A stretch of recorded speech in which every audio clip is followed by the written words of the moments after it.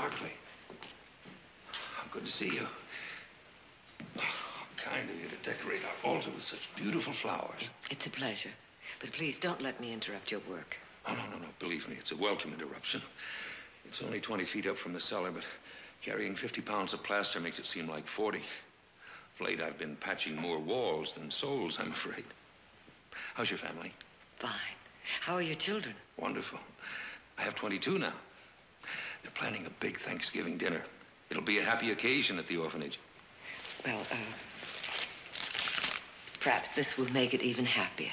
Bless you.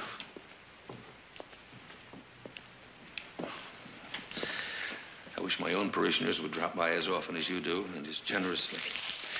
Well, if you'll excuse me, I have to get on with my work.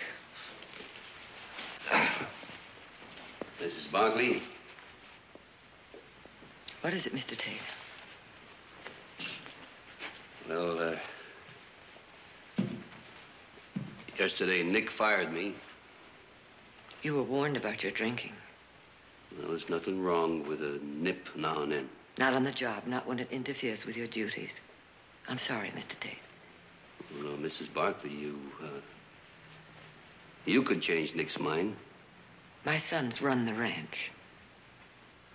And your condition appears even wetter today than it was yesterday. Big people, you Barkleys.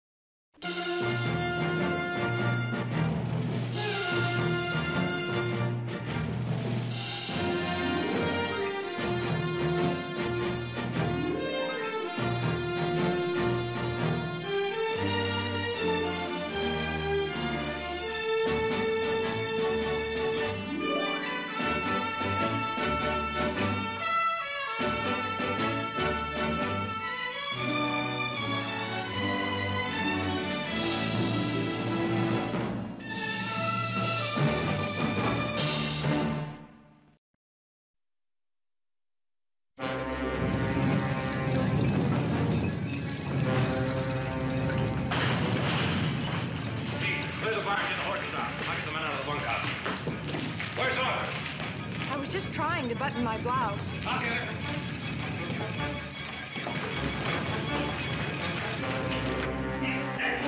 Hey, the crowd, jail like it's rich.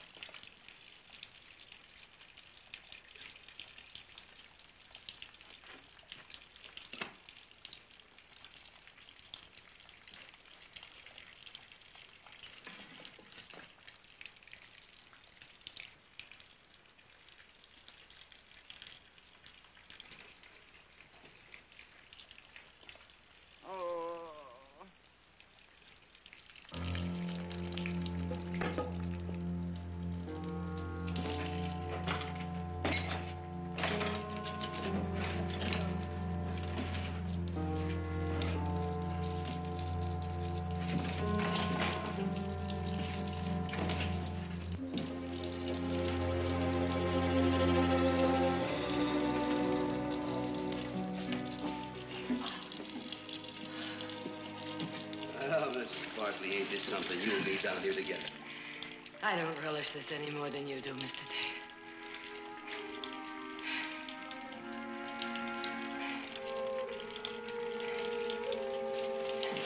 Bring the light over here.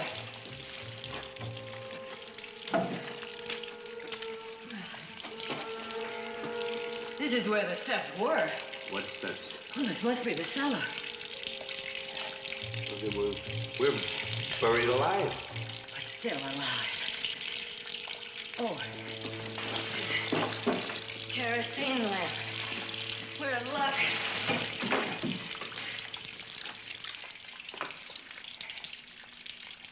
Oh.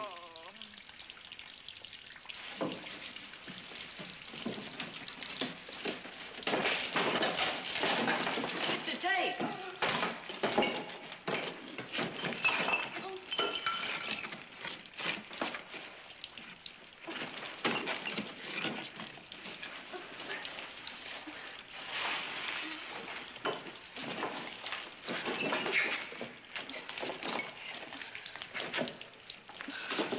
You're all right.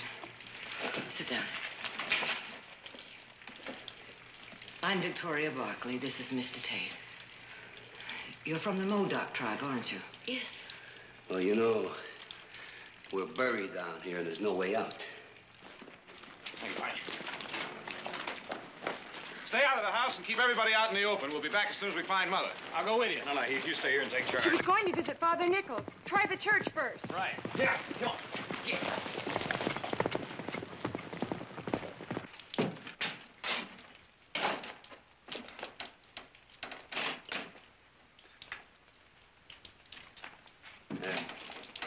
Give it to her.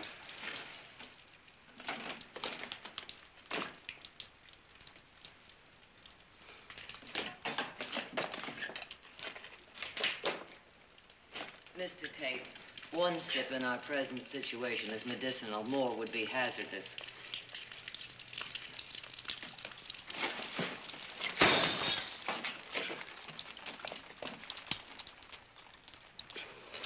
All right. All right, what now, Your Highness? Well, we can sit tight and hope we'll be dug out, but first we would have to be missed, then located, and it could be too late. I prefer we try to...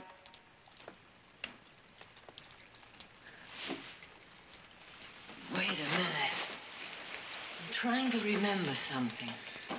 Well, you go right ahead and remember. We got what's left of a lifetime. My husband was once owner of a gold mine. This cellar was part of it. Therefore, there must be tunnels. Above the ground and below it, the Barclays are everywhere. We'll search the walls. You go right ahead. I don't even know your name.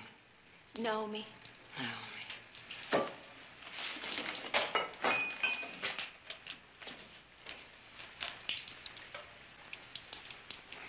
We'll each take a wall. But we've got to try. Naomi, you don't want your baby to be born down here, do you?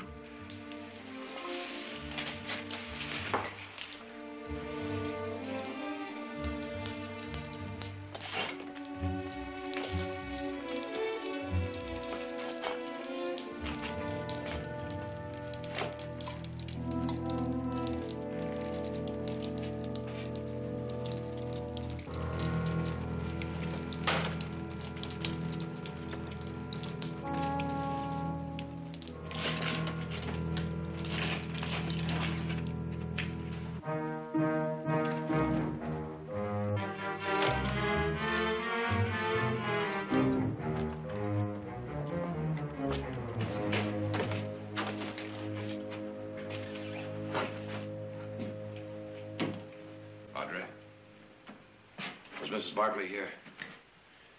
Miss Barkley? She came to see you. Oh, yes. She brought flowers and a contribution. She get out in time? It all happened so fast. I didn't see anything. There were 4 or 5 people. I searched, but I didn't find anyone. Audrey, what you're trying to say is you think everybody got out all right. Yes, yeah, I'm sure they did.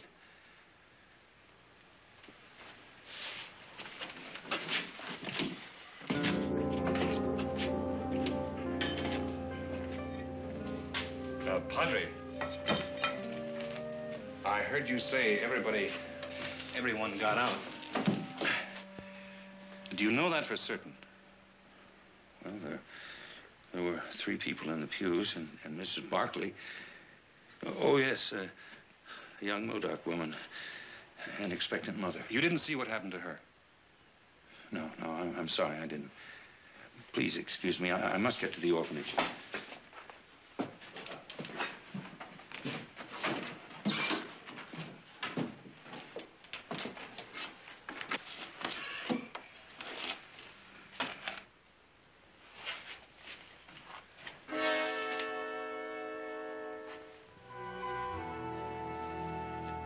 Padre. Where does that door lead to? It used to be the cellar.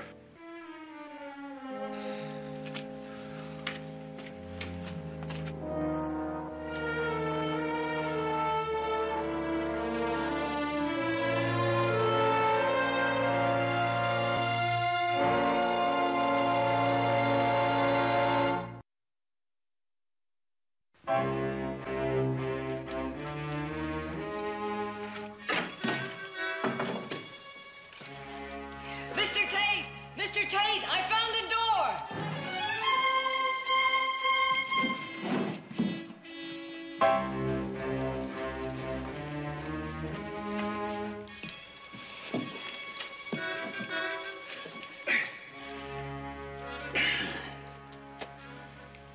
You got a key?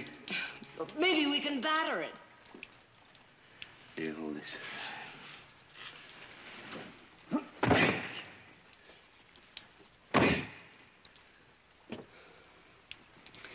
It's no use. It's all blocked up. Well, maybe we could use a beam. There's no room for a beam. There's barrels in the way. Oh. Then we'll push the barrel. Push the barrel? That's a waste of energy. Look at the size of this. I'll say one thing for you, lady. You're long on nerve. Now together. Again.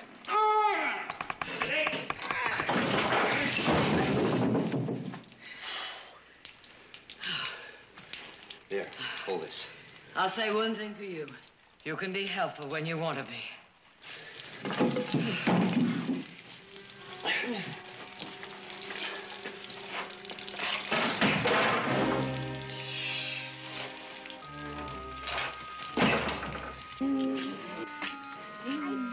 I found you.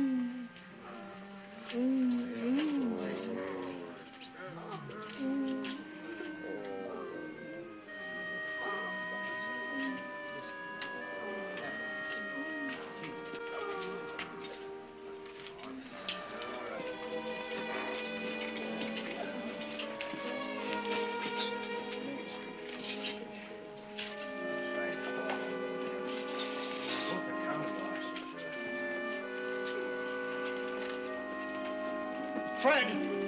We're running out of bandages. We need more bandages. I'll get someone on it right away. Harry!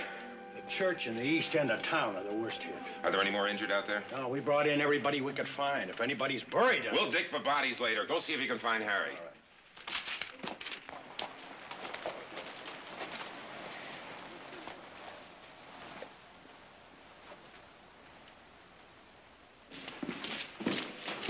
Fred. Fred, have you seen my mother? Everybody's looking for everyone else, but don't worry, Jared. I'm clearing the town and sending everyone out to the flat. She may be there. That's right. Hold it! Raise your right hand. What? You two, Nick. Come on, get him up. No. Snyder, come on, we got no time to waste. I need deputies. Get over here. Get your right hand up. You solemnly swear to uphold all tasks and duties as directed to you to the best of your ability without reservations. Fine, you're all deputized. Now, you got 2 immediate jobs. Patrol the town and keep looters out. Fred, bandages! I know, Doctor. Snyder, you think you can dig up some sheets in that store of yours? We need bandages badly. Of course. Fred, now listen to me. I know. You want to find your mother? Go on out to the flats and get back in a hurry. You see any looters, you got orders to shoot them on the spot. Right.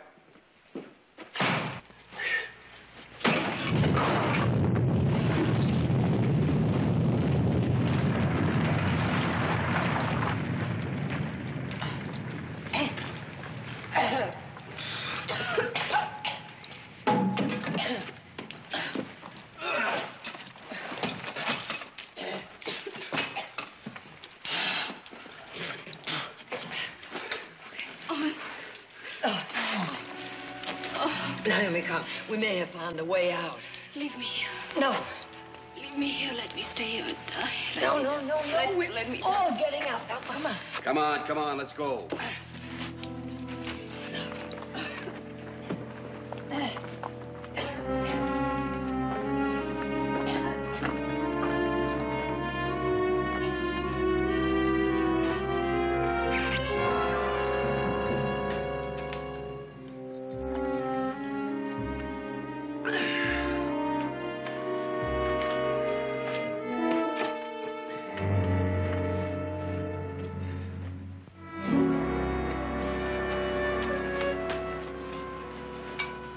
The bunkhouse is buckled, but no one's hurt. We'll all sleep out, I guess. I guess so. The earth shakes, but the sun still shines. How Audra, much? just waiting. Heath, I'm going to town to look for Mother. I'm going with you. The ranch won't disappear.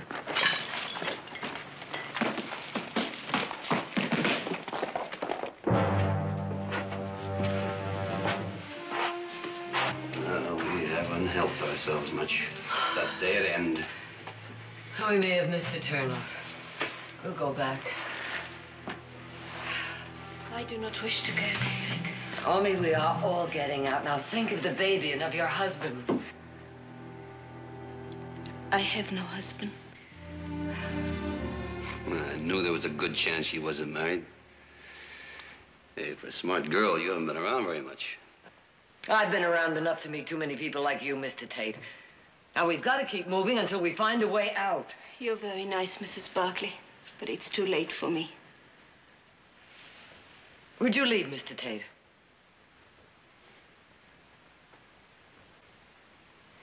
Suppose I don't want to lead. You don't have to lead. You don't have to go at all. Oh, I'll go. I like taking orders from a Barkley.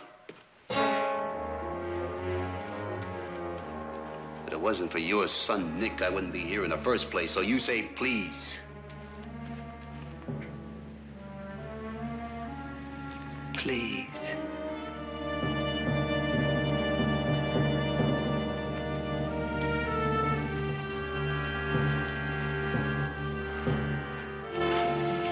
Excuse me. I'm looking for my husband, Roy Snyder. Oh, yes, right over there, Mrs. Snyder. Roy? Anne, are you all right? I'm fine. I was worried about you. Oh, I'm fine, Anne.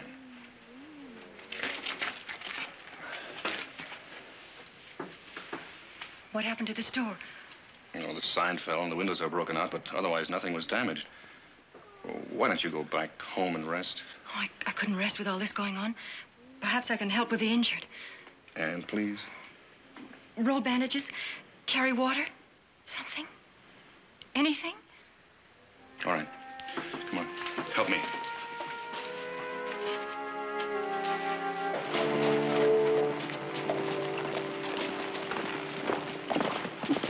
Any sign? Not yet. These two were supposed to stay back at the ranch in case you showed up there. I can ride back later. Wasn't she at the church? No. Padre says he's pretty sure everybody get out in time. We just gonna stand here and do nothing? Take it easy, Harry. Let's go and see if Fred's heard anything. You Don't just worry, take it easy. we'll Doc find will be you. right with you. Is that hurt? Any luck? No. No, we were hoping maybe... Well, she's not here. What are we gonna do? Wait? Wait for what? Take it easy, Audra. I'm going to the church. Audra. Let go of me. Audra, it's dangerous there. Let go of me. I don't care. Audra, we got orders to stay here. I don't care about any orders. I care about Mother. Do something. Do something. Take it easy, sis. Sheriff, I caught this man looting.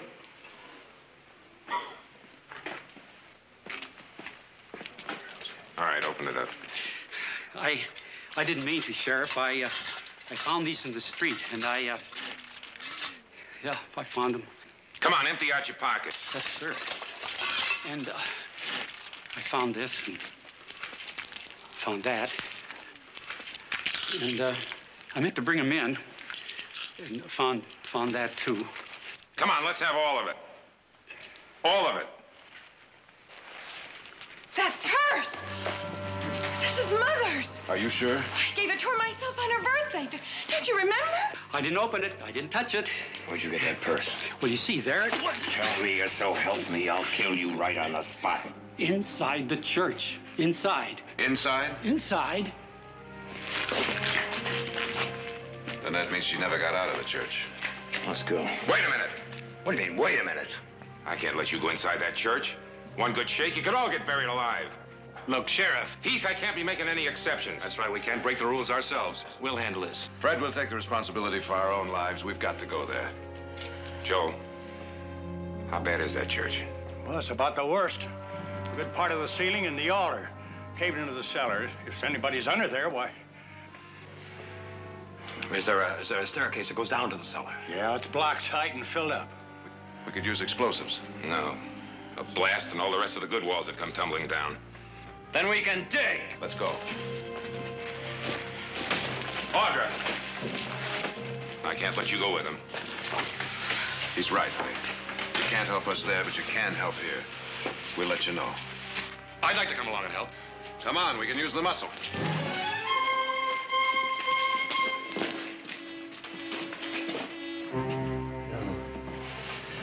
This air don't smell so good.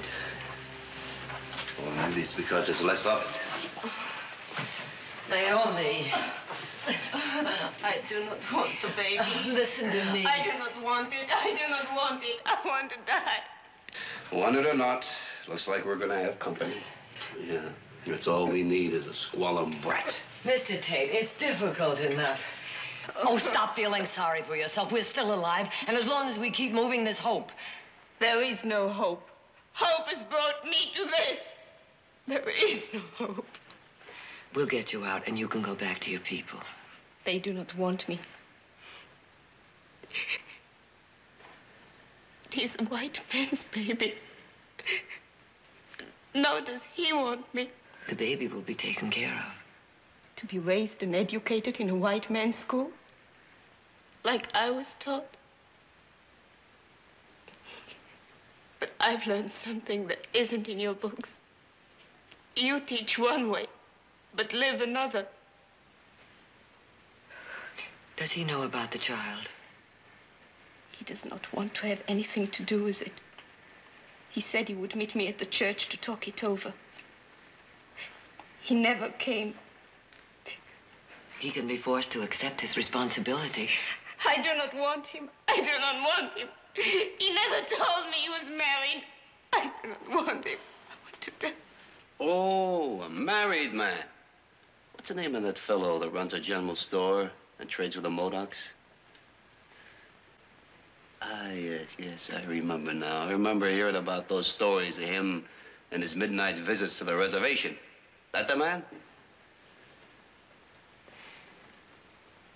Get up, Naomi. Mr. Tate!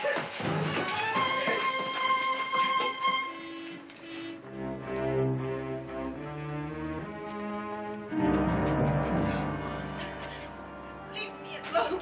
Thank you, Mr. Tate. You do have a spark of decency. You bring out the best in me. But saving her isn't going to make any difference. She lost her candle back there. Come on. There's not much left of mine. And when your lamp is gone, we'll all be goners.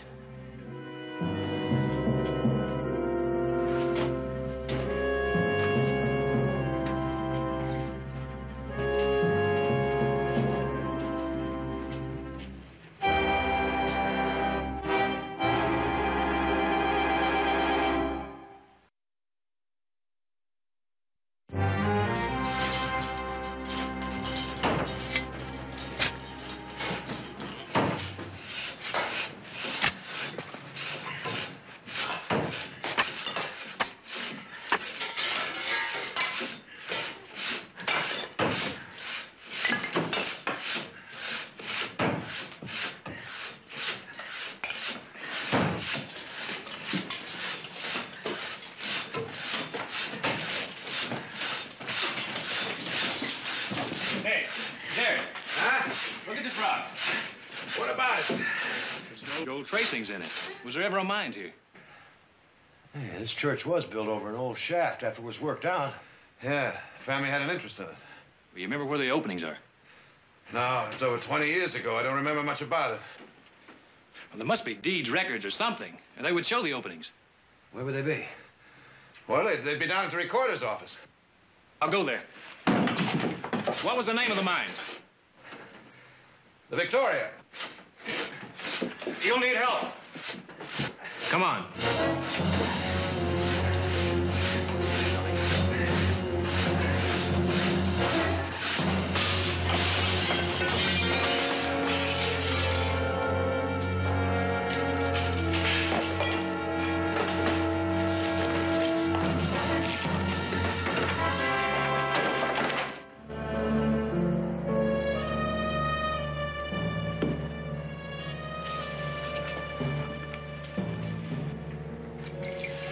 We're just crawling along with her.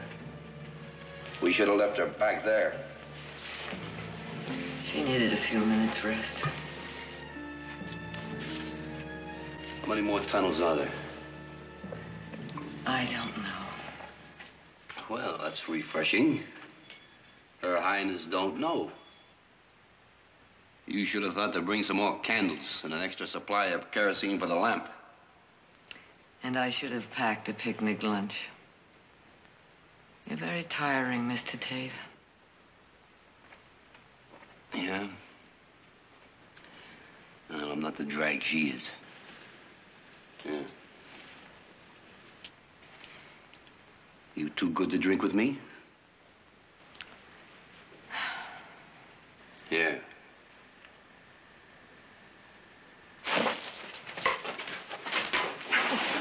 Listen, up there you might be queen of the valley, but down here you're nothing. You're no better than I am. If I could drink out of this bottle, so can you. Now here, drink it. Of course, Mr. Tate. Of course. Listen, mister. I've broken trails, hunted and ridden shotgun with my husband. I've kicked, clawed, and gouged my way with him. Don't you ever dare touch me again. And one thing more. From now on, I don't care whether you live or die. Just don't interfere. Thanks, I didn't mean anything.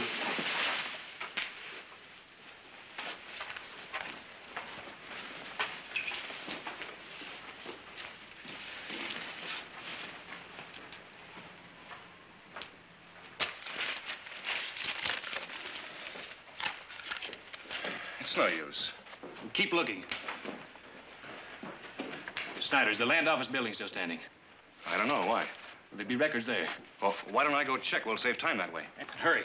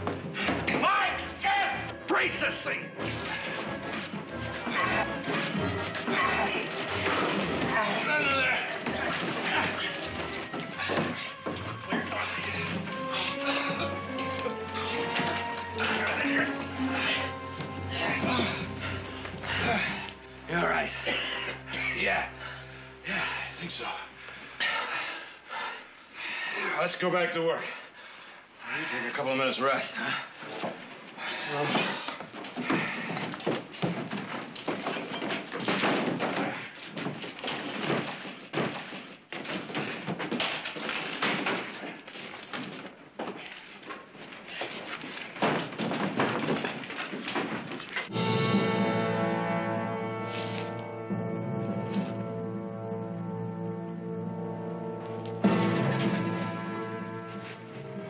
I dropped the match. Dropped it? You lit it?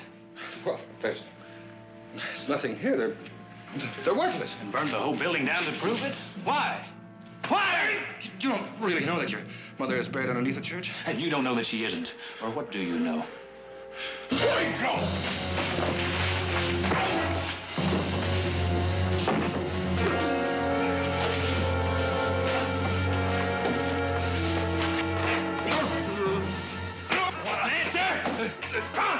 Answer me! There's an Indian girl. She was waiting at the church. She came into town to blackmail me. She said that I was the father of her child. I couldn't have her waiting in the store. I told her to wait for me at the church. You know how it is. You know how it is. Who knows who a kid like that would believe? You're talking to a kid like that? To keep your secret, you'd let people die?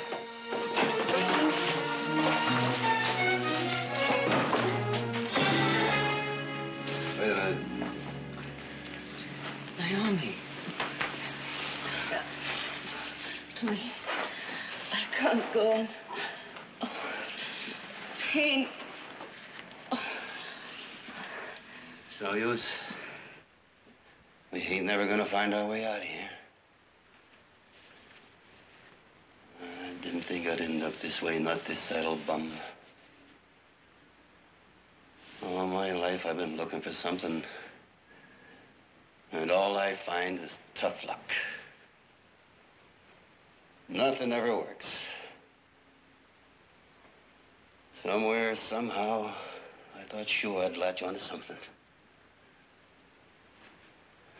Just one piece of luck, and old Tate, he'd be right up there. Hope springs eternal, Mr. Tate. Well, not right now, it doesn't. You got any more bright ideas? Well, why don't you take that tunnel, and I'll take the other tunnel, and we'll go in about 50 feet, and then meet back here and decide which one to take. There must be an opening somewhere. 50 feet. Here. All right.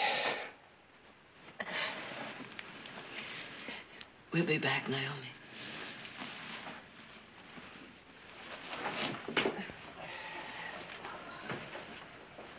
Wait a minute. What is it now, Mr. Tate? Why should you take this tunnel and me that one? It doesn't make any difference which tunnel as long as both are searched. All right, then I'll take your tunnel. Oh, for heaven's sake, it's not my tunnel. Fine, then it's mine. I'll take this tunnel, you take that one. Oh.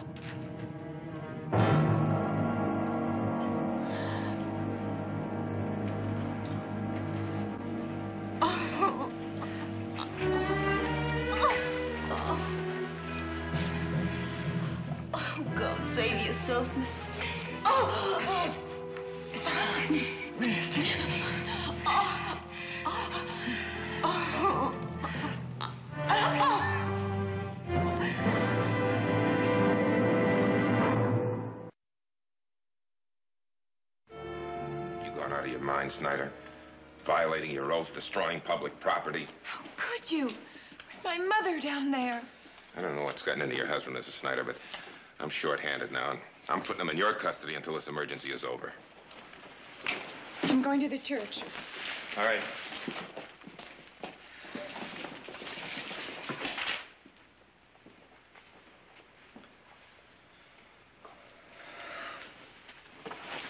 Roy. I want you to tell me everything. I told you I was out of my head. I was wrong. I'm sorry. There's more, isn't there? I told you. I've just got to face up to what I've done. You haven't told why you want to destroy those records. Why you'd kill any chance of saving Mrs. Barkley. Roy, it doesn't make sense. Oh, Ann, I'm so sorry. So am I. But for another reason. That time you went to San Francisco, I forgave you for that dance hall girl. I thought there were other women, but I couldn't be sure. Those trips to Sacramento. Oh, Ann, your please. repeated visits to the Modocs. The padre said there were several people in the church, including an Indian girl. Oh, really, Ann? If she was there with Mrs. Barkley, then that's why... Really, Ann, not here. Please, not here. Here and now.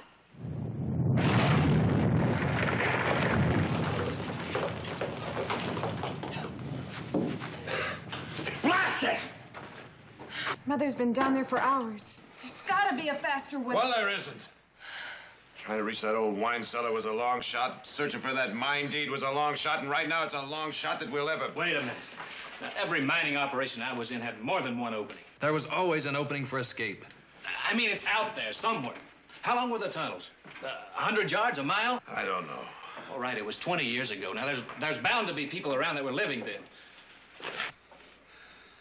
Joel, you were around when my father worked that old mine. I wouldn't even remember that. I wouldn't know where to begin to look. All right, but there still must be some old timers around who would. Well, there's old Gus. No, he died last year. Hank Withers, he moved to Laredo. You just have to find someone. What about Jeb Wilson now? He's still out at the ranch. Of course, Jeb was on there. Heath, you ought to try to find him. Go on.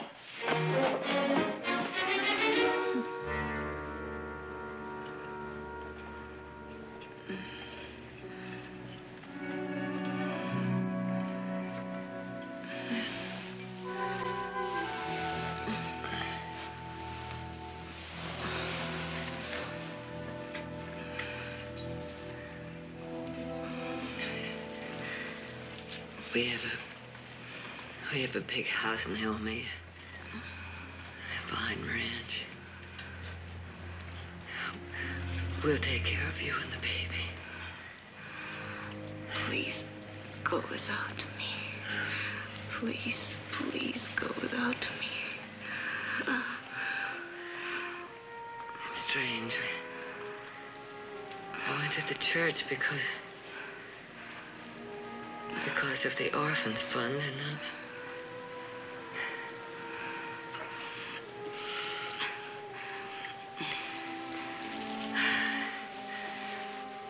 one more tunnel, Naomi. We'll try one more tunnel, and then I can't. Well, you rest, child. You rest.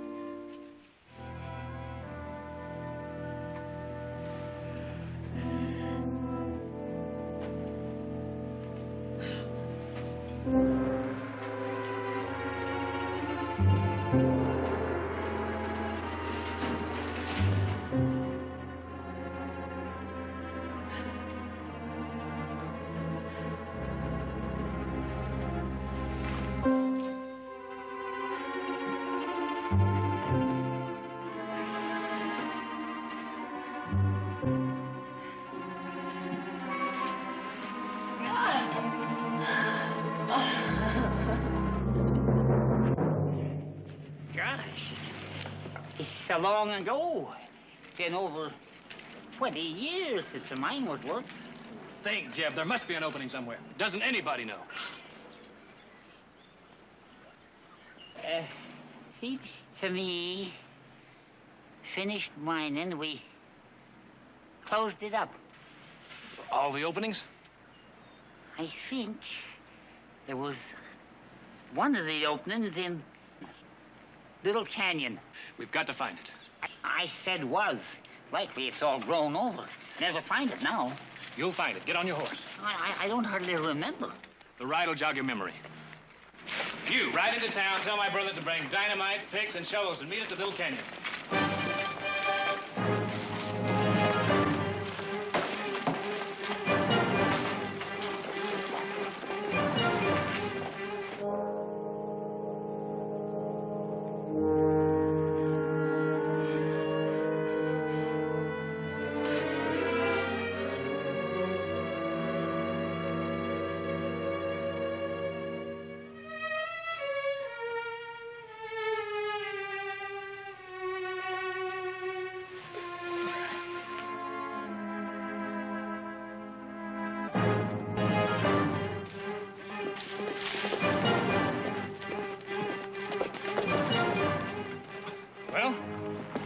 We call those trees. Well, is it or isn't it, Jeb? Let me think. The sun sets in the west, and the opening faces out to it this time of day, I think. But the hill's all covered over.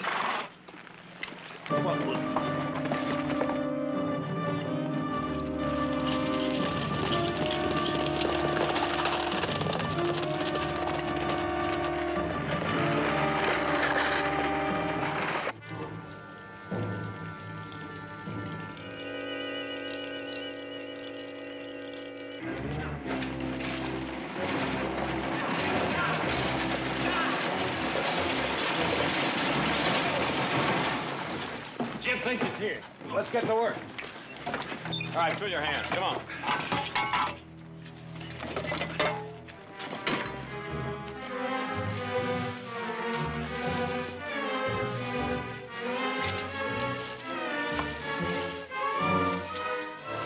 Jeb, what about it? I know it's around here someplace. Wait a minute.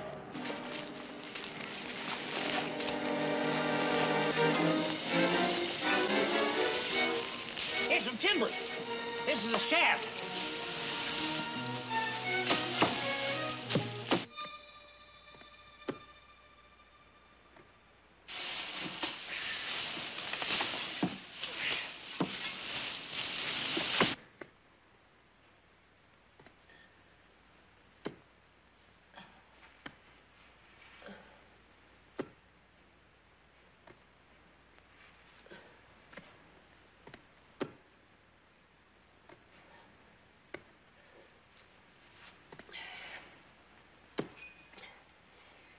Naomi. Naomi.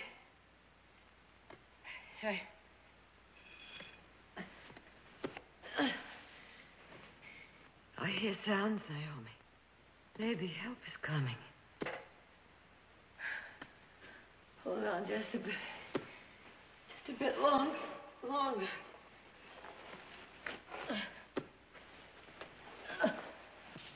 Jeb.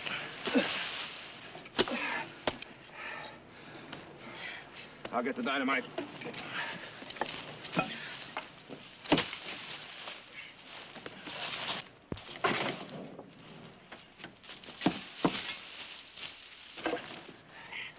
Got it set? Yeah. Audrey, you and Jeb get out of here.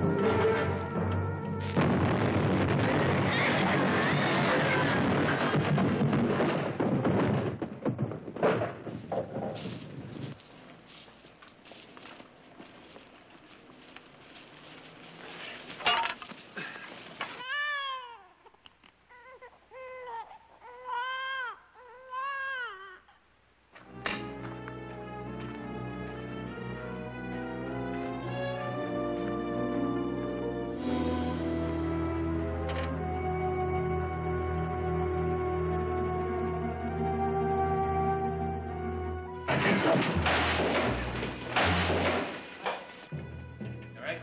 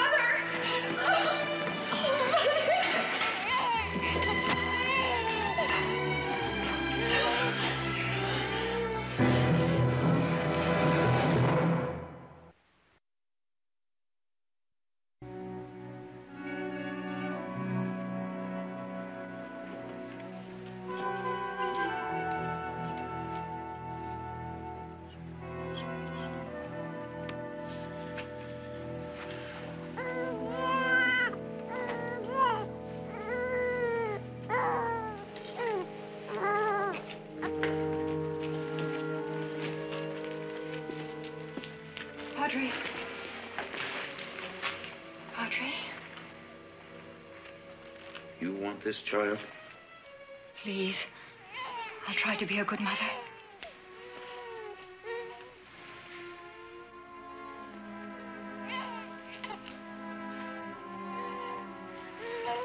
He was born in darkness.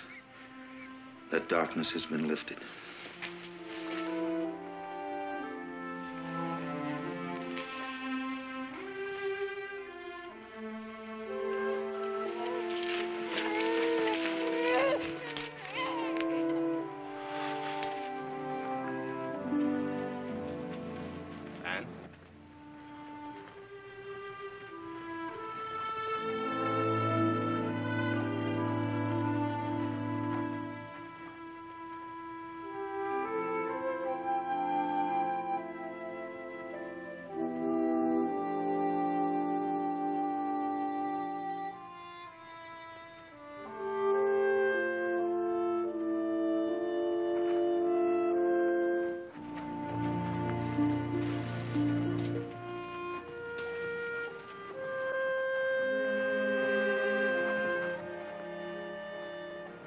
You ready to go home? Uh-huh.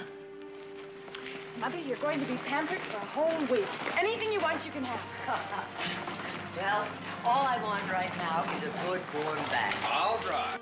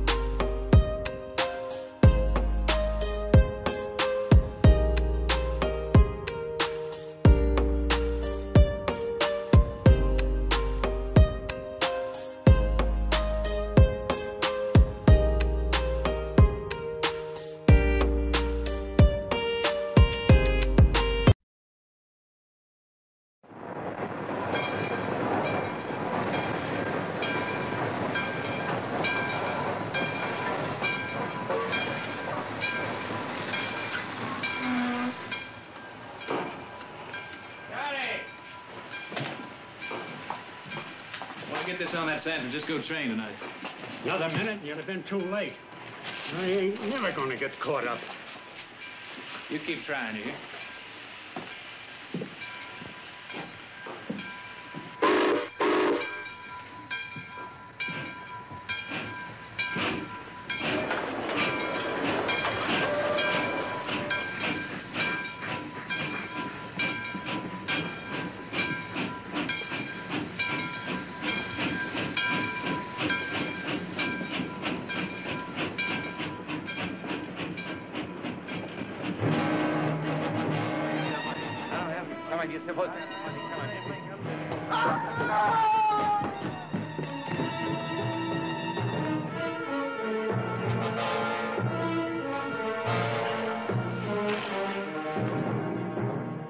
Colonel Ashby.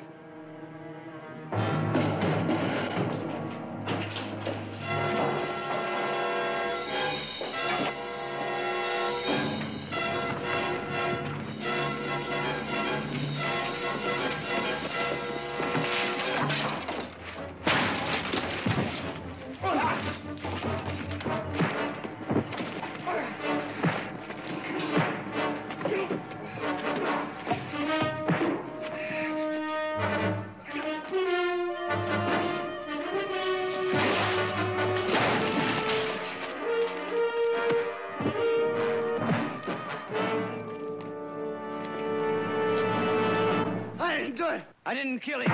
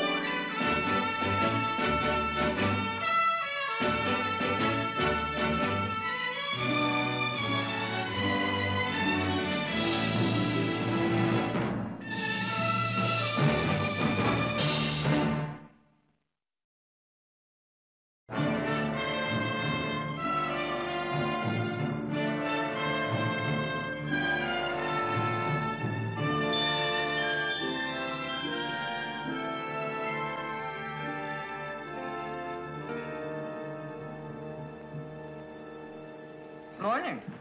Good morning. Morning. Good morning. You ready to go back to work now?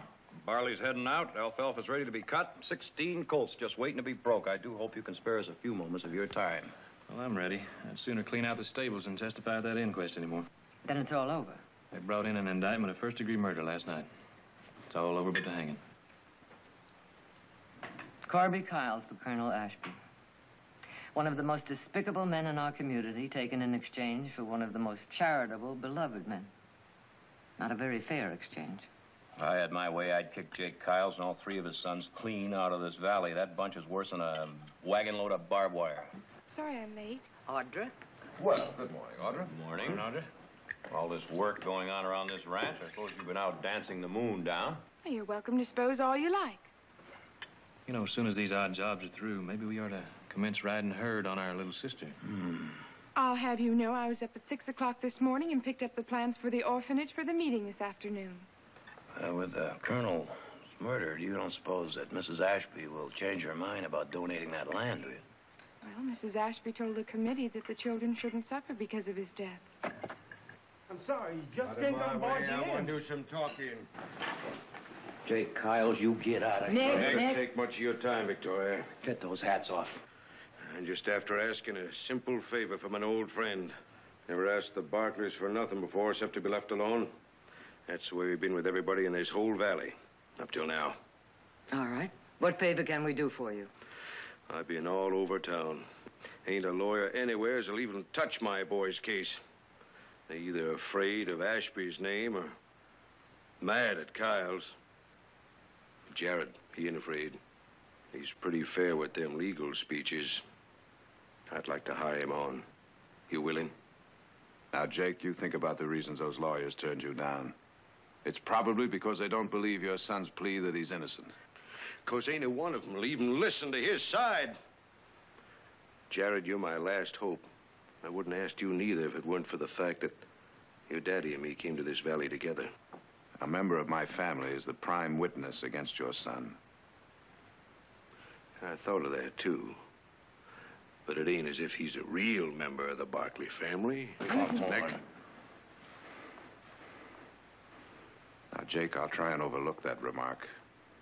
But you understand this. I'll not accept your case.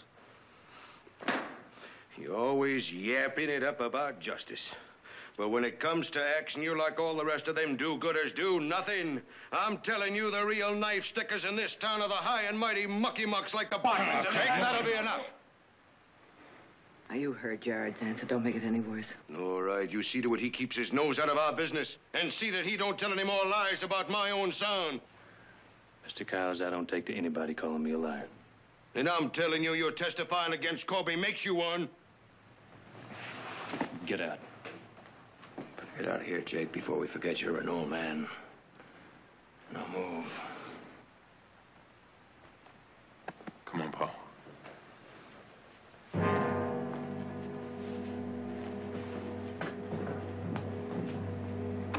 All right, let's finish breakfast.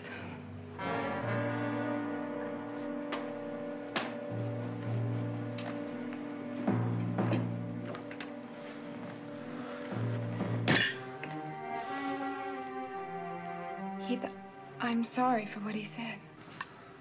Thanks, sis. I'm sure if Jacob really tries, he'll find a competent lawyer. What difference does it make? Well, sometimes it has been known to make the difference between a verdict of guilty and innocent. But he caught him red-handed. And it's high-low, Jack, and the game, right?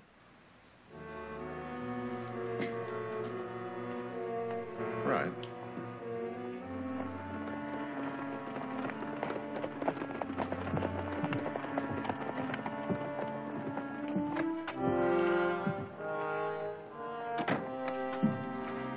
Good afternoon, Counselor. Jared. Clem, how are you?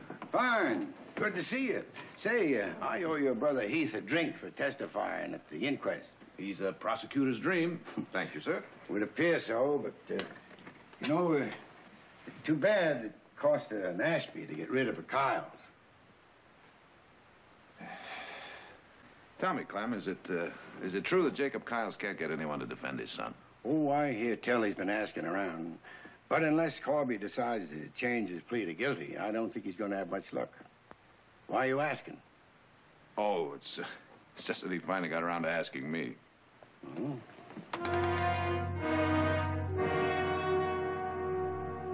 No, sir. Never a Kyle set foot in this shop. Them so shaggy-eared, they ought to pay double dog taxes. I ain't complaining. I wouldn't want to dull my shears on any of them. Colonel Ashby. Well, they broke the mold when they made him. It's a grand funeral. I shaved him. Quick hanging would be a community service. Set a simple black-tongued example for the rest of them. You ought to hamstring the whole crew of them. Ought to tie 'em up in a cave. Clean them out once and for all from the land of civilized people. The only thing, hanging won't bring the colonel back. But at least he wouldn't be able to kill anybody else, that's for certain. Nice talking to you, Slim. Thank you, Miss Barkley. Been nice talking to you. Next. Kyle's are a menace to our community. The record shows a history of 14 individual arrests during this past year alone. Corby Kyles himself has been charged with drunkenness, destruction of private property, conspiring to defraud, assault with a deadly weapon, and now we know him to be the lowest of all human beings, a murderer. Don't you think this editorial is just a little prejudicial? You call it prejudicial. I call it the truth. Tell me, George, are all writers so emotional? Or is it just that lawyers are too objective? Jared, I don't understand you. Your own brother is living proof of Kyle's guilt. Oh, I'm well aware of the case against it. I just wonder if you'd print anything for him. Hello, Audra. Well, who are your little friends? But these are some of the children whose parents were lost in the epidemic. I'm taking them over to Mrs. Bradshaw's house. There's just no room in the old orphanage. Children, why don't you go on to Mr. Perkins' store and tell him I said to give you each a licorice stick?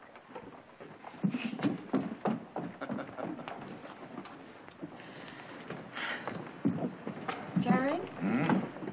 You're thinking about the Corby Kyles case. What makes you say that? Because I heard what you said to George Allison. Oh. Well, I just don't like it when a newspaper condemns a man before he's even been tried. After all, it might be one of my clients sometime. You're not thinking of changing your mind and taking the case. The last thing in this world I want to do is defend Corby Kyles. Anyway, that's nothing for you to be worried about. Yes, it is. How do you think Mrs. Ashby's going to feel about being associated in the orphanage with us if you defend the man who murdered her husband? Now, Audra, Corby Kyles might be guilty, but... Might be guilty? He saw him do it. That's proof enough. Jared, you've got to promise me you won't take the case. I'm sorry, honey. I can't make you that promise.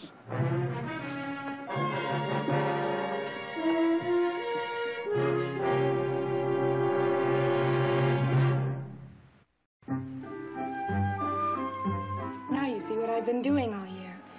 The new orphanage is going to be as perfect as I can get it. Here are the sleeping quarters, and this is the infirmary we're giving the money for. The pantry, the kitchen, the dining room. What else do these kids do besides eat? They wash and dry dishes. Well, I wouldn't think they'd have time between meals. Oh, don't you worry. They study harder than most children. All right, I'm sold. Anything I can do, you tell me.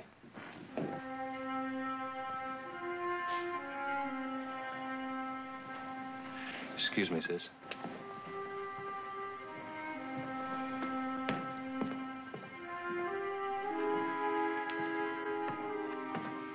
Well, you're home early. Town lost its charm? No, town's fine. Well, Audra seems to think you're going to commence a war against it. Audra jumps to conclusions. Jared, if you knew a man was guilty, would you defend him? Only to save his life by pleading for mercy. Especially if there were extenuating circumstances. But if he claims he's innocent? Well, that would depend on whether I could believe him or not. Do you believe Corby Kyles killed Colonel Ashby?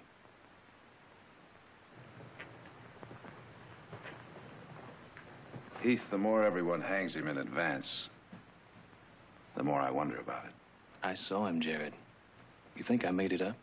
No, of course not. But you still think there's a possibility that Kyles didn't do it? At this moment, yes. There's a shadow of possible, but not probable doubt.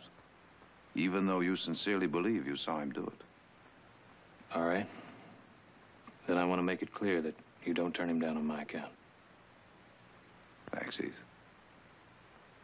But that's the cart before the horse. I haven't even talked to the party in question yet.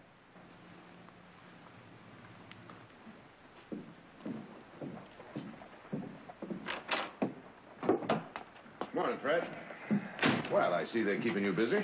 No, they ain't. And that's what I like about this job. What can I do for you, Jared? I want to see Kyles. What do you want with him? Maybe offer to draw up his will. Can I see him? Come on ahead and waste your time. You ain't got nothing worth leaving as far as I can see. Kyles, you got a visitor.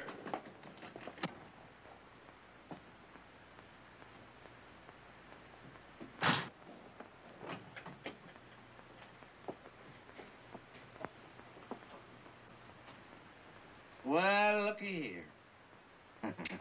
A high and mighty Barkley has come to lord it over a poor old Kyles. Well, I didn't bow for your brother, and I ain't gonna bow for you, and I ain't gonna bow for nobody else in this coyote town. And I'll tell you something else, mister. I'm gonna gnaw your hanging rope in two, and I'm gonna come and get you.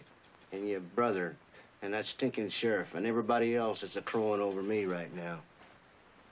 You refuse to testify at the inquest. Does that mean you're going to plead guilty? I mean, what difference does it make? I ain't got no lawyer to prove otherwise. All right, Corby. Did you do it? And what if I say yes? Then I want to know if you're going to plead guilty. Why? Because a lawyer might be able to save your life. My pa said you wouldn't have nothing to do with me. Your paw might be wrong. There's something scratching the ear of crawl there, mister. Coming on them cheap maybes. Well, maybe I'm guilty and maybe I'm not. Which is it? What if I said I'm not for sure? What then? Of course I'm not. And I got a good notion to tell the whole world about this town. It's full of tall, doggy stuffed shirts. They know when I'm around, good as the Kyles. And believe me, mister, I've seen both sides of it. Corby, if I thought you'd level. You Barclays, you ain't got enough to railroad me. So you come here to shut me up, huh? I came down here to consider your case. Now, if you don't want even that, then at least I've satisfied my conscience that I tried. Well, hold on a minute. Keep shirt on. I mean, hog, dog, or devil, I got to have me a lawyer.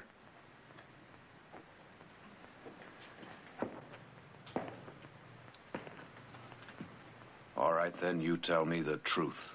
Plain and simple. You wouldn't know the truth. You run over it in the street. Try me. All right, you want to know about your high and mighty, rich, respectable Colonel Ashby? He had 2 suits. One of them was clean and one of them was dirty. You want to know how he got his real money? He got it from opium. You're lying. And let me tell you that that kind of talk is only going to dig you in deeper than you are already. I figured you'd say that.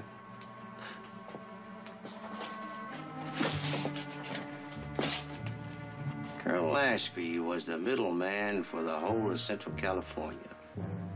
All I did was carry the stuff to the buyers like the Ipsu Tong. And that's what was going on back there in that alley. It was the payoff from the head Chinaman. It was one of them Chinamans that killed him, not me. Can you identify that Chinaman? No, I can't identify them. They all look alike to me. Like I told you, all I do is carry the stuff. The payoff comes direct. So there I was, back there in that dark alley. I'd come to get my money for my day's work. And I see Colonel Ashby, and I seen a man behind him. And so I yelled to the colonel, "Look out, Colonel!"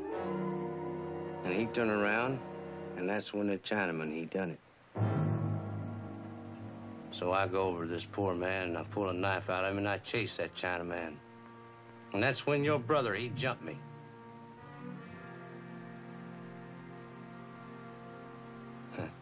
Oh, what's the difference?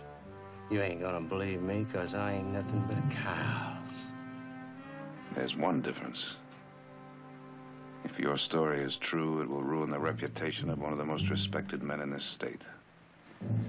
Well, that's That's his fault, not mine.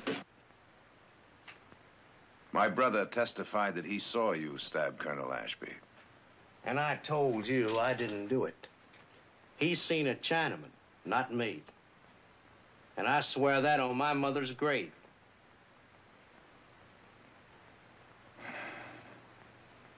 Your story is so bad, I'm almost tempted to believe it. Well, thanks, Jared. Don't you ever call me Jared.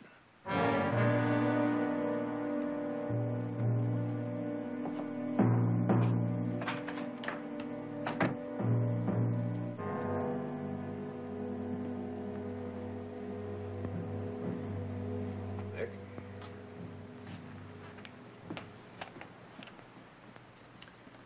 Is it true? What? You're going to defend Kyle's? No. But it's true I'm thinking about it. You're going to think yourself right into a hole, brother. The more you think, the deeper you're going to get. No, Nick, I'd say it's more like treading water. Looking for a bottom that should be there, but isn't. Well, I just don't see feeling sorry for Kyle's. They came here with the same chances our parents did. The same kind of land. And enough land to keep 3 boys out of the trouble that they're always in. Look, why don't you give some of that good advice about how to run their place to them? Because it's none of my business giving advice to people that don't want it. Jared, how long has it been since you've been out to Kyle's place? A long time. Why? Well, why don't you take a ride out there? Maybe you can find that bottom you're looking for.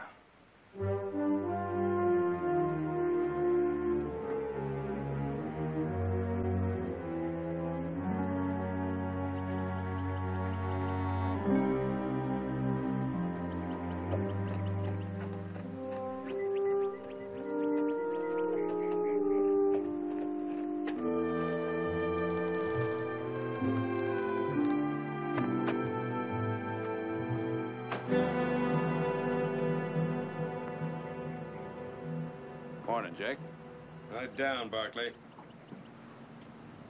I don't look up to folks when I talk. Doesn't bother me either way. Say your piece.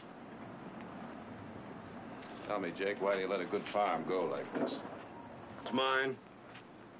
Suits me. I'm a free man. Beholden to nobody. You figure the less work you do, the freer you are? You feeling extra proud because you got all your buildings covered in white paint? There's worms under that paint. Shoot. I knew the Barkleys when they was kind of dirty. And kind of neighborly. Let that be now.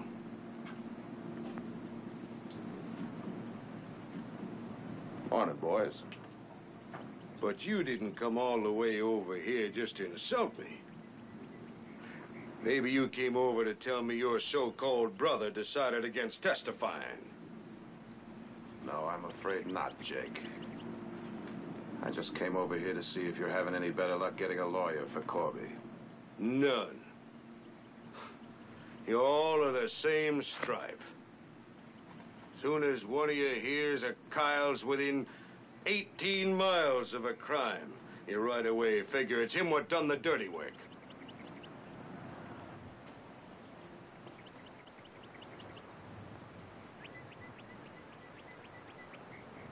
Well, what would you say if they were within just a few feet, Jake?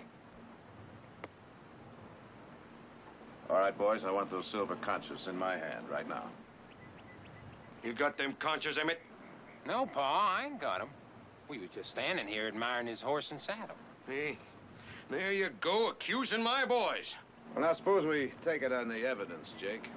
Those silver conchas were on that saddle when I rode in here. Now they're gone. Well, that don't prove nothing. Hand them over. Get away from me. Let go! Let go of me! I didn't do it! I didn't do it!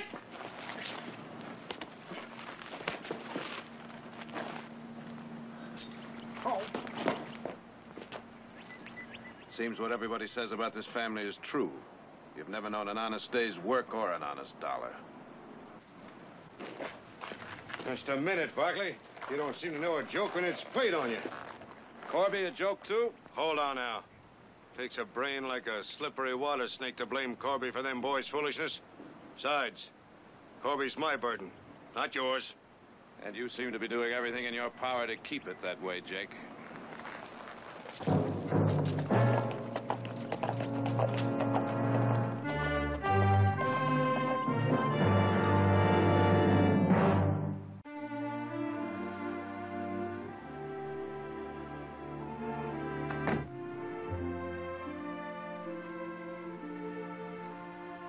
You know, I think I'd recognize that perfume in the middle of a desert sandstorm.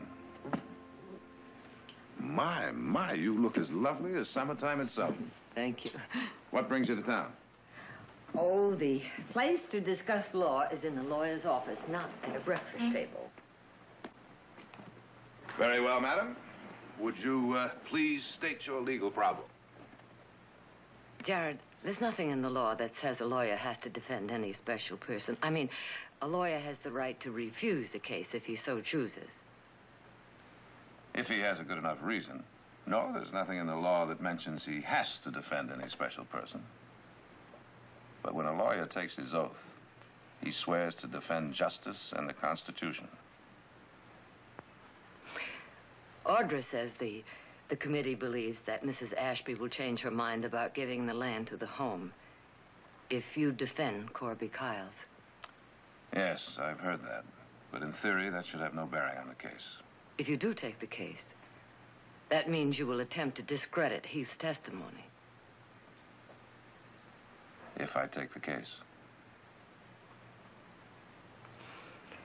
Jared, from the day Heath came to us, he's had to prove to the people in this valley that he's the equal of anyone, that his word counts no less than any other Barkley.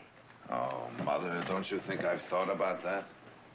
You know I don't want to hurt Heath, but he's told me he doesn't want to influence my decision either. Nonetheless, you will hurt him. Yes. Oh, that puts me nicely in the middle, doesn't it? Sure. I promise you, I will carefully consider everything you've said to me.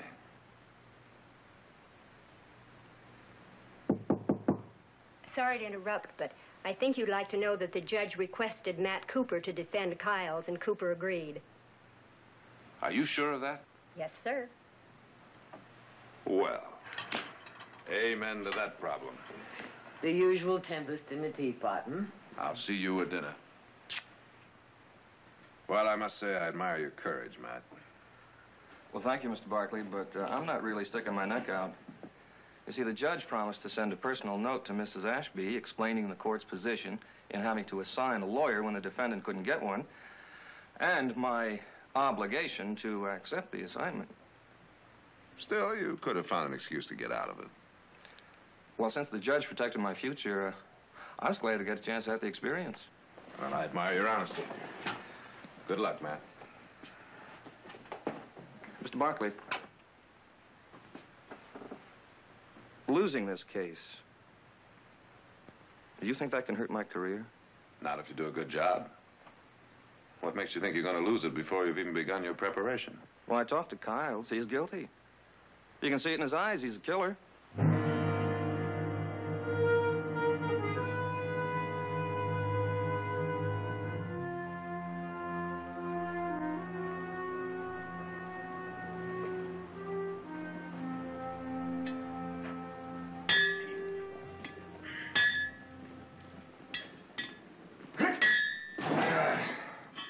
Well, I'm bushed.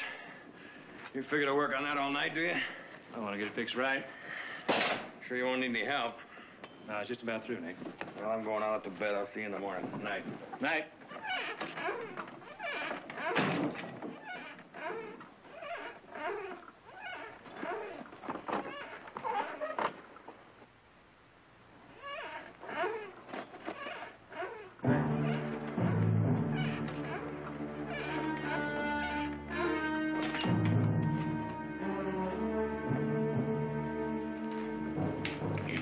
Right there, boy.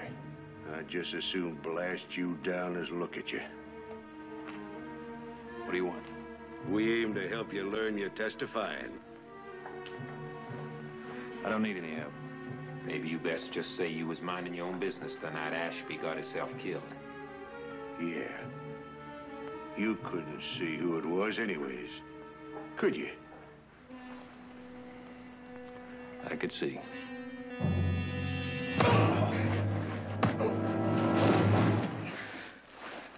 Just don't you tie in Corby Kyles with no knife, no alley, no killing. I caught Corby red-handed. You're wrong, mister. Maybe dead wrong. You don't want to get your family into trouble, do you? If it takes burning out that fancy house or if it needs killing cows, it'll be done. And that prissy sister of yours, she could easily end up on a boat to China, and it's a long, long way back.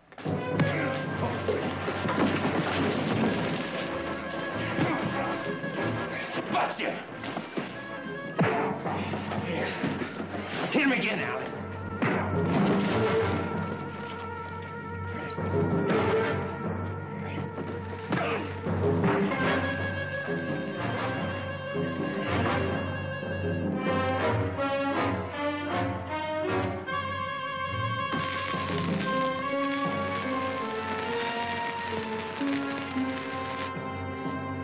You better listen now. Get it right. You testify the wrong way, and we'll come back and put this brand so it'll mark you for life.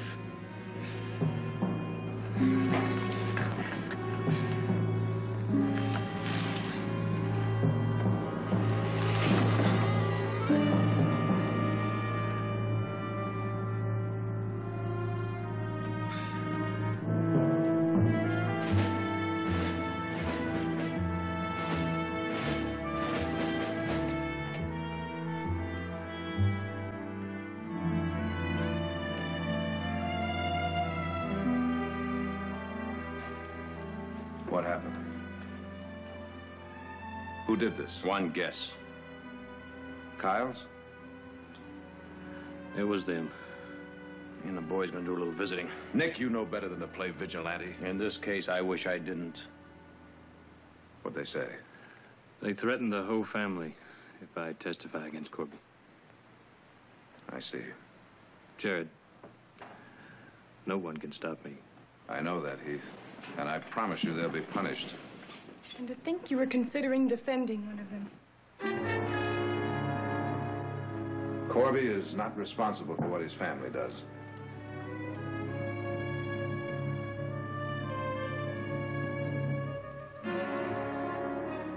I'm taking the case. You can't. No! I thought Matt Cooper... He was.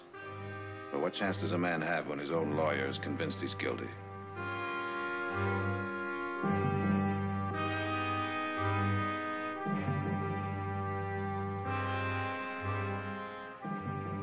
I have no choice.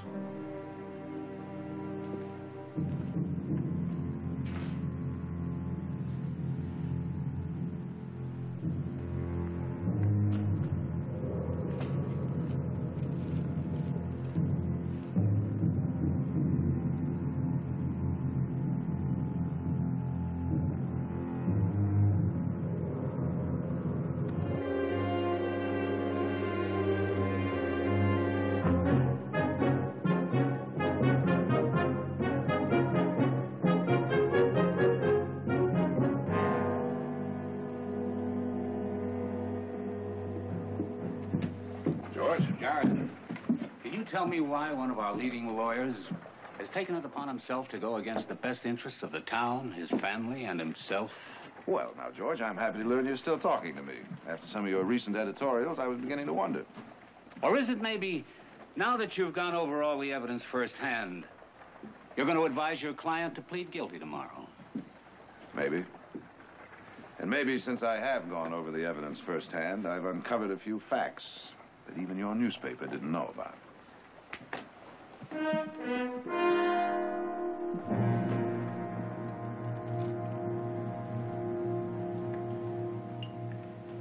Here's to success. And the harvest. Yeah. Audrey, you look lovely. Thank you. Well, now, Audra, I've been in the county seat and a good many other places, but that's the first time I've ever seen a dress like that. Sort of resembles that new filly, except you can see more brisket than pedlock. Yeah. I do believe it's one of those new horse blankets just came out this year. You've heard about it, Mother. It's supposed to be good for circulation. Oh, hush up, you farmers. You wouldn't know a fancy dress from a sassafras patch. Come on, let's have dinner. Yeah.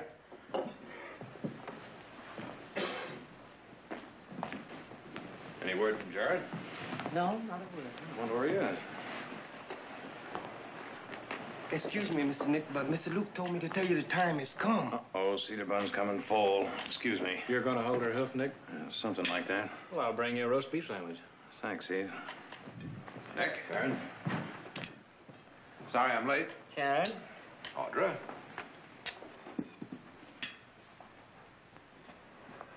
Heath.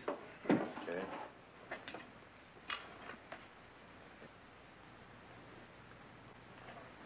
Well, I take it it's true. Mrs. Ashby's back down. And I can't really blame her. So I guess there'll be no new orphans home until we find a new piece of land. Audra, I guarantee you'll have it. No, it isn't just the land or even the money. It'll take another year to reorganize, and that's another year out of those children's lives. Honey, it won't be that long. I'll help that committee speed things up every way I can. And until then, believe me, I'm sorry. Jared, maybe it isn't your fault. Maybe it's just the times that we live in that allow children to suffer so much. Well, whatever it is, I hate it. Audra. Jared.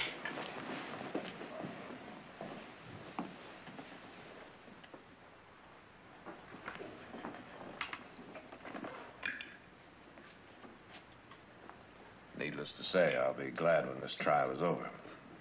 You think you got a chance, Jared? Good one, based on what I've got. Only I've heard that Green has a surprise witness. That worries me. And I don't.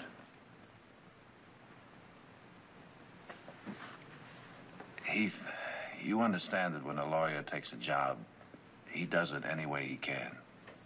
No holds barred. So that means if you can, you're going to turn me upside down and inside out. That's what it means. I'll be ready for you.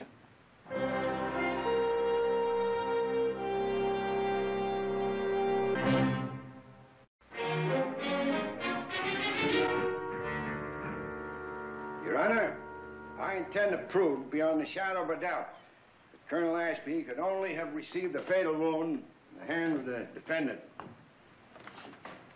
Now, Mr. Kiles, when questioned by Mr. Barkley, you stated that this here knife is your personal property. Yeah, that's my knife. I made that knife myself. And this knife belongs to you, doesn't it? I told you that that's the knife I pulled out of Colonel Ashby's stomach before I chased the Chinaman that stabbed him. In your testimony, Mr. Kiles, you said you wouldn't own a knife like this. Now, why should we believe you? Can I show you something?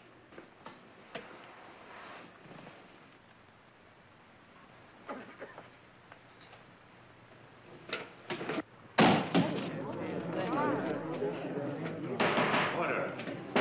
Order. Order in this courtroom. Now, do you think I'd own an off-breed toad sticker like that thing there? I want no more such demonstration in this courtroom, Mr. Kiles. Satisfy yourself with answering the questions. Well, yes, sir, Judge. I'll answer them. That'll be all, Mr. Kiles. Witness dismissed. I'll call your next witness, Mr. Barkley.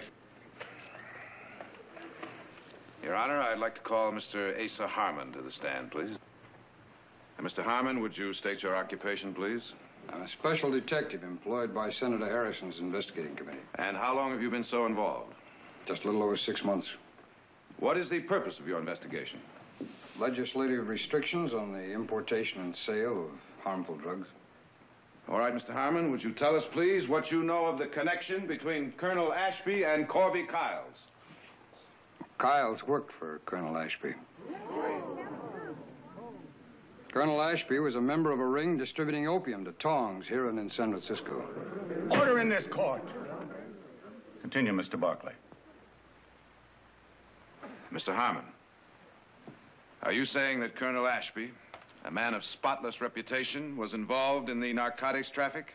Now, he was more than just involved. Colonel Ashby was one of the prime movers. And according to your information, how long was he involved in this trade? Objection.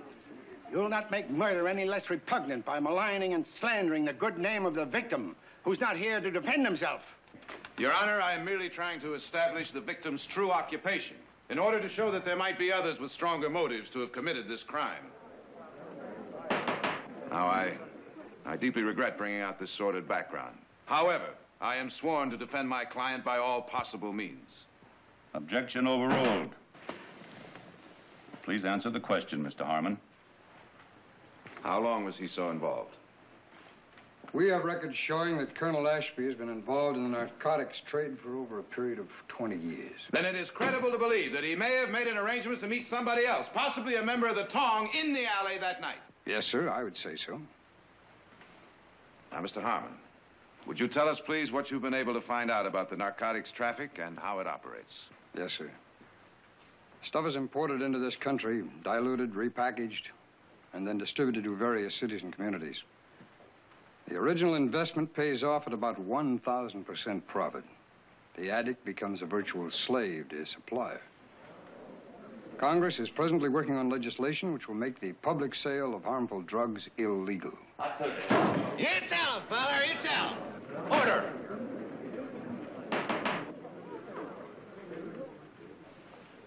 Thank you, sir. No further questions.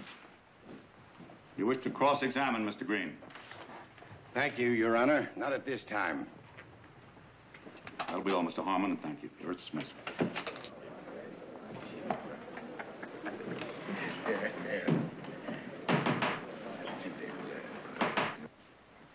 Are you ready to call your next witness, Mr. Barclay? I am, Your Honor. I would like to recall Mr. Heath Barclay to the stand. Court recalls Mr. Heath Barclay to the witness stand.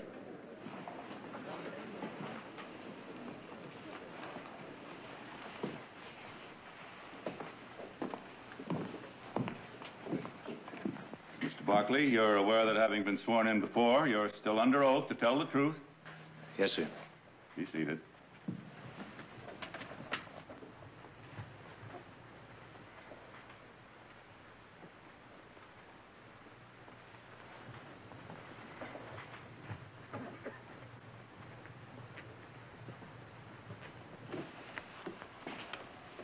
Barclay, according to your testimony earlier in this trial, you stated that the quarrel you heard from the alley sounded like such a critical matter that you felt you should interfere. That's correct. You further stated that upon entering the alley, you saw two men fighting in the shadows, and that when you came close, one man ran away and the other slumped and fell from a knife wound in the abdomen. Is that correct? That's right. Can you tell me the location of the nearest street lamp to that alley? Street lamp? No. According to my measurements, it's 87 feet away. Over 30 feet from the entrance to that alley. Now, from that distance, that lamp couldn't shed enough light in that alley for a man to see his hand 1 foot in front of his face. And yet you state that you clearly saw Corby Kiles. He was in the shadows. But I know it was him. Even in the shadows? That's what I said. Now, Mr. Barclay, would you please tell us again everything that happened up to the time just before you entered the alley? I was walking along and the headlight from the San Francisco Limited passed over me. I heard a man yell and I ran into the alley to see what it was all about. Even though it was dark, I could see in the shadows clearly enough to know that it was Corby Kiles who ran.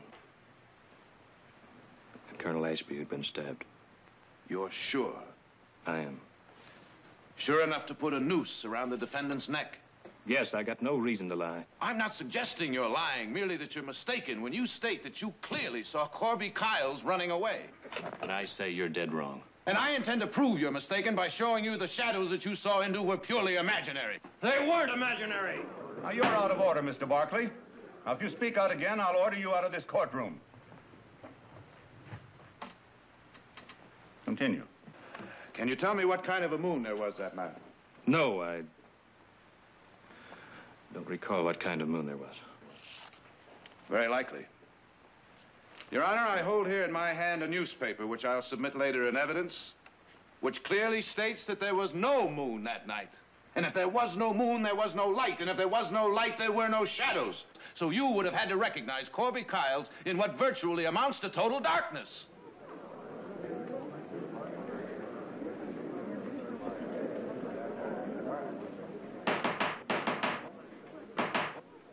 Now, I submit to you that this is really what happened.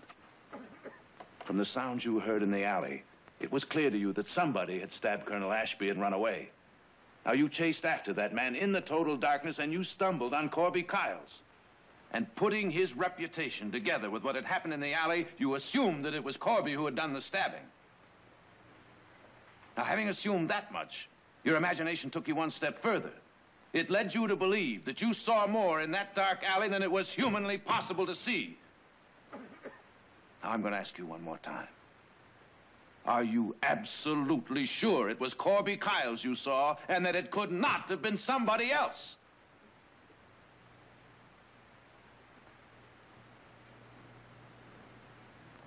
No. I guess I'm not sure after all.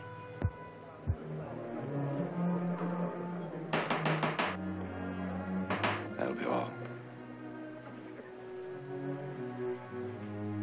Any further questions, Mr. Green? None, Your Honor.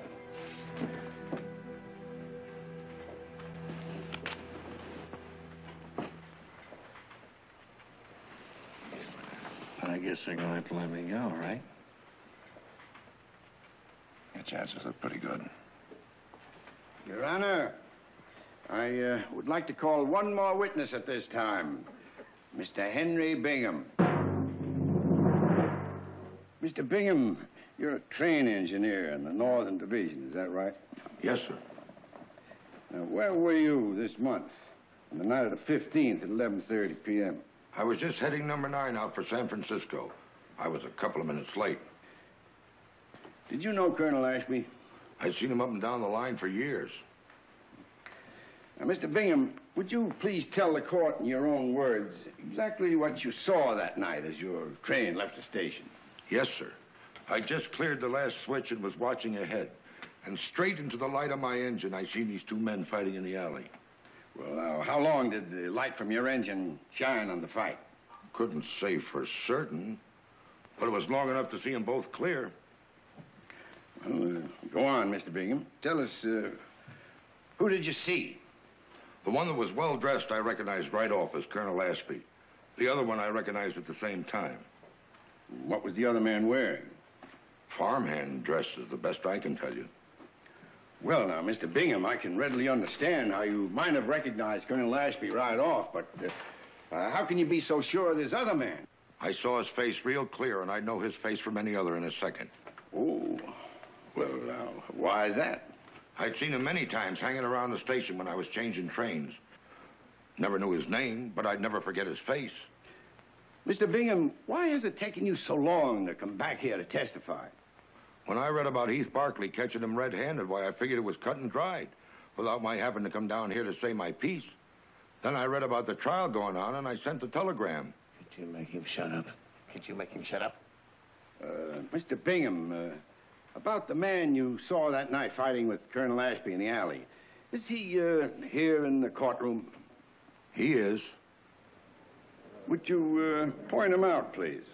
I'll kill him. I swear to you, I want to kill him.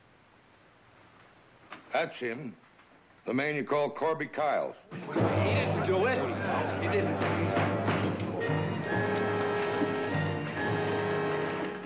What do you mean? You couldn't have seen me? I mean, nobody could have seen me do it. No, nobody could have seen me do it, huh?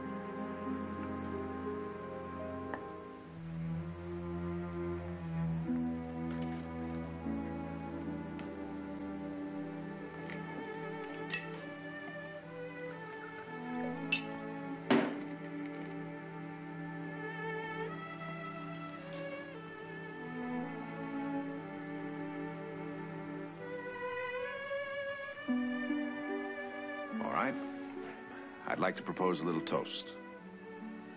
Here's to Big Brother, who it seems is capable of making one of the biggest mistakes possible. Audrey, do you know what mistake he's talking about? No, I don't. Maybe you know, Nick. Beats me. Mother, do you know what mistake Jared's talking about? I haven't the faintest idea. Well, Jared, how about dinner? Dinner? Well, it's almost 10 o'clock. You mean you haven't eaten yet? My family's not about to have dinner tonight without you.